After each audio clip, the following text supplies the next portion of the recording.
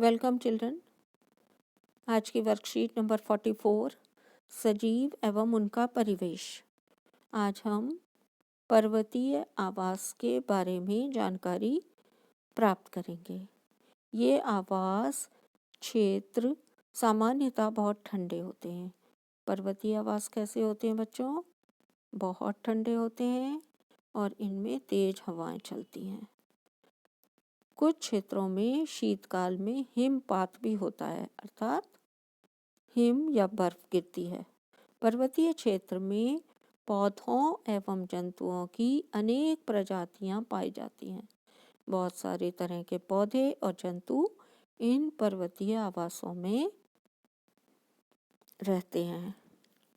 पर्वतीय क्षेत्र के पौधों में और पर्वतीय क्षेत्र के जंतुओं में ऐसी कौन से अडॉप्टेशंस पाए जाते हैं या खास नेचर या खास तरह के करेक्टर्स पाए जाते हैं जिनके कारण वो पर्वतीय क्षेत्र में सरवाइव कर पाते हैं, जिंदा रह पाते हैं। उनकी जानकारी आज आपको इस वर्कशीट में दी गई है। वृक्ष कैसे होते हैं वहाँ पर? वृक्ष सामान्यतः शंक्वाकार होते हैं। शंक्वाकार यानी कोन शेप। ये जो आपको शेप दिखाया गया है ये कोन शेप या शंक्वाकार कहलाता है। इनकी शाखाएं तिरछी होती हैं।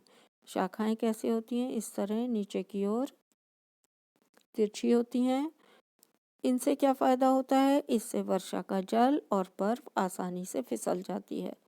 इन पर वर्षा का जल और गिरने वाली बर्फ रुकती नहीं है और नीचे फिसल जाती है और इनको नुकसान होने से बच जाता है। इनमें से कुछ वृक्षों की पत्तियां सुई के आकार की होती हैं। पत्तियां कैसी होती हैं? कुछ वृक्षों की निडल लाइक और सुई के आकार की होती हैं। इसी के कारण ये पर्वतीय आवास में पेड़ पौधे जिंदा रह पाते हैं। अब आप पर्वतीय क्षेत्र के जंतुओं के बारे में जानेंगे। जंतु कौन कौन से पाए जाते हैं बच्चों? यहाँ आपको पिक्चर में दिखाया गया है। नंबर 1 पर है आपका लेपर्ड, याक और पर्वतीय गोट या पहाड़ों पर रहने वाली पहाड़ी गोट या बकरी। पर्वतीय क्षेत्र में पाए जाने वाले जंतु वहाँ की परिस्थितियों के प्रति अनुकूलित हो जाते हैं, मतलब अपने शरीर को उस प्रकार का बना लेते हैं जिससे कि वो उस आवास में सरवाइव कर पाएँ या जिंदा रह पाएँ। उनकी मोटी त्वचा व फर ठंड से उनका बचाव करती है। ठंड से उसका बचाव कौन करता है? सबसे पहले उनकी मोटी त्वचा मोटी होती है, फर से ढकी हुई होती है, जिससे उनका ठंड से बचाव होता है। यहाँ पर उदाहरण दिए हैं आपको। शरीर को गर्म रखने के लिए याक का शरीर लंबे बालों से ढका रहता है। ये याक है बच्चों। शरीर लंबे बालों से ढका रहता है जिससे उनको ठंड से बचाव होता है।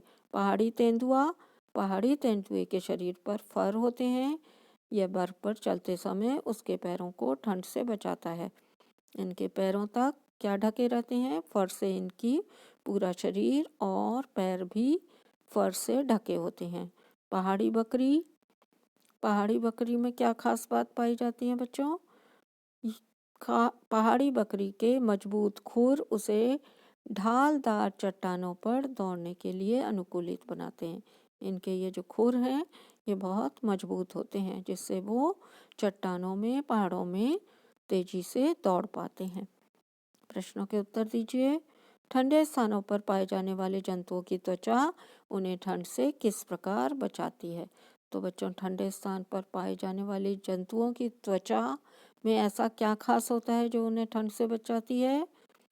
त्वचा कैसी होती है बच्चों? उनकी त्वचा मोटी होती है।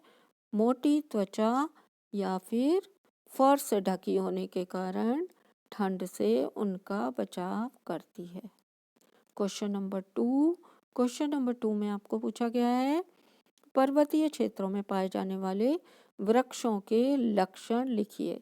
तो वृक्षों में कौन कौन से लक्षण होते हैं वो आपको लिखने हैं। तो वृक्षों में कौन कौन से लक्षण होते हैं बच्चों?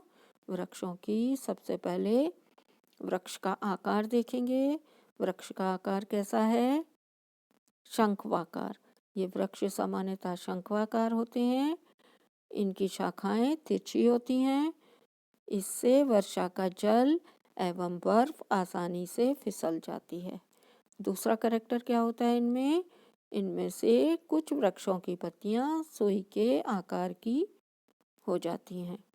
तो आपको ये दोनों ए और बी करेक्टर क्वेश्चन नंबर 2 के आंसर में लिखने हैं। Thanks for watching.